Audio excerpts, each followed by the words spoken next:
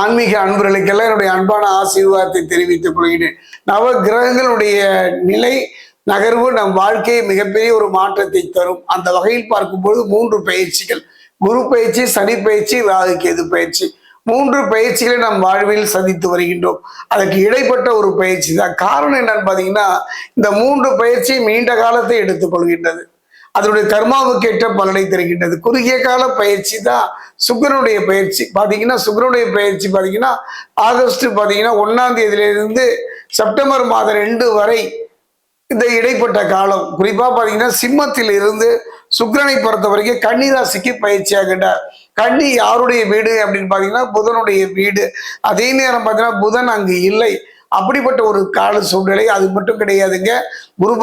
சனி பகவானை பொறுத்த வரைக்கும் மீனத்திலிருந்து தன்னுடைய 7ஆம் பார்வையாக கன்னியை பார்க்கின்றார். செவ்வாயை பொறுத்த வரைக்கும் தன்னுடைய 4ஆம் பார்வையாக கன்னியை பார்க்கின்றார். இப்படிப்பட்ட ஒரு சூழ்நிலை. அது மட்டும் கிடையாதுங்க. பலமிழந்த சுக்கிரன் ஒரு மனிதனுடைய வாழ்க்கையில மனிதனை போலவே கிரகங்களுக்கு பலம் பலகீனம் உண்டு. அந்த வகையில் பார்க்க பலமிழந்த சுக்கிரன் எத்தகைய ஒரு மாற்றத்தை தரப்போகிறார் என்பதை துலாம் ராசிக்கு இப்ப நம்ம பார்க்க போறோம்.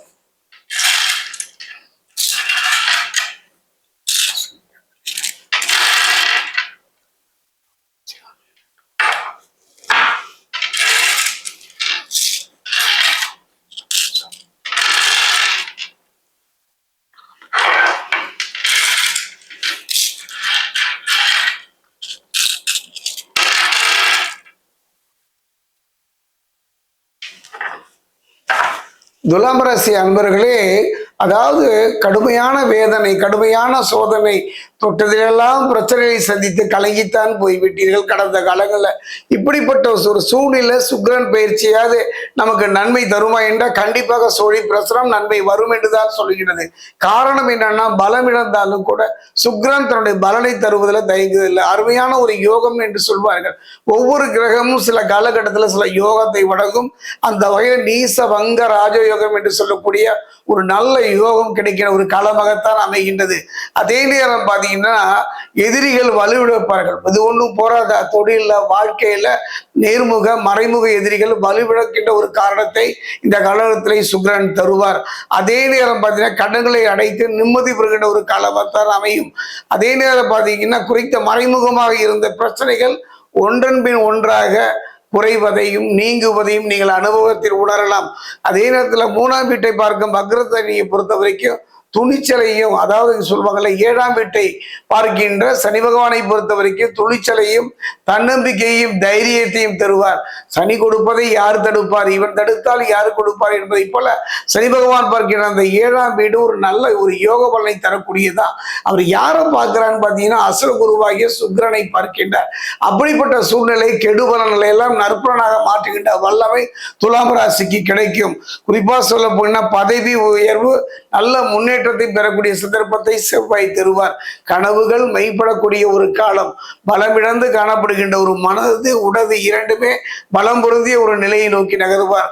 அதாவது ஒரு பூனையை எடுத்துட்டீங்கன்னா ஒரு மதில் மேல் பூனை வளமா இடமா என்று கலங்கி இருக்கிற ஒரு காலகட்டத்தில் தெளிவான முடிவு எடுக்கக்கூடிய ஒரு தைரியத்தை இந்த காலத்துல துலாம் ராசிக்கு கிடைக்கும்.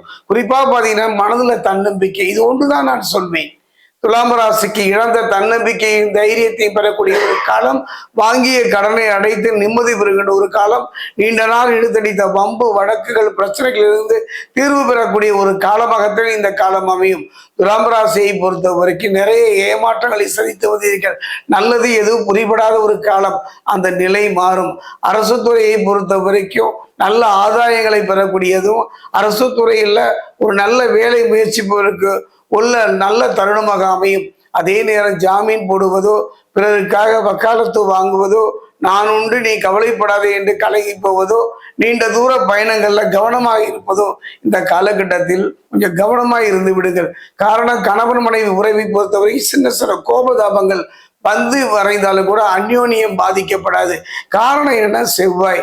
அந்த வகையில் பார்க்கும் பொழுது செவ்வாயை பொறுத்த வரைக்கும் ஒரு நல்ல வருவாய் தரக்கூடியது. கட்டிய மனை பாதியில் என்றால் கட்டி முடிக்கின்ற ஒரு பொருளாதார நிலையும் தருவார்.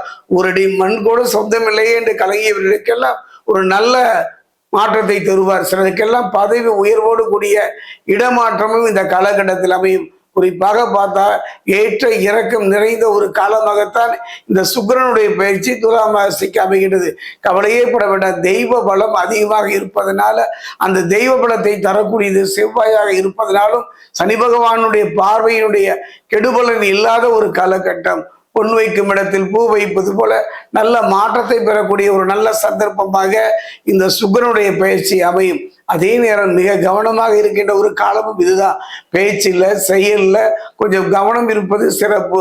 அறிமுகம் இல்லாத மனிதர்கள் சொன்னேன் அல்லவா, அவர்களிடம் உங்களுடைய அந்தரங்க விஷயங்களை பகிர்ந்து கொள்ளாமல் இருப்பதே சிறப்பு. சிலருக்கெல்லாம் சில மறைமுக நோய்கள் வந்து மறைவதற்கான சூழ்நிலை அமையும். கவனமாக இருந்து விட்டாலே கடந்த கால கசப்புகள் மறந்து எதிர்காலத்துல பயம் இல்லாமல் வாழ்வதற்கு இந்த 30 நாட்கள் ஒரு சிறப்பான காலமாக அமையும். அதே நேரத்துல ஆலய வழிபாடு என்றால் மகாலட்சுமியுடைய வழிபாடு சுக்கிரனுடைய முழுமையான நற்பலனை தரக்கூடியது. அருகில் மகாலட்சுமி ஆலயம் இல்லை என்றால் தாயாரே மகாலட்சுமி தானே. தாயார் சன்னிதானம் சென்று ஒரு தேங்காயை வாங்கி 2ஆக உடைத்து நீரை வெளியேற்றி நெய் நிரப்பி வழிபடுவது நல்ல யோக பலன்களை தரக்கூடிய காலமாக அமையும்.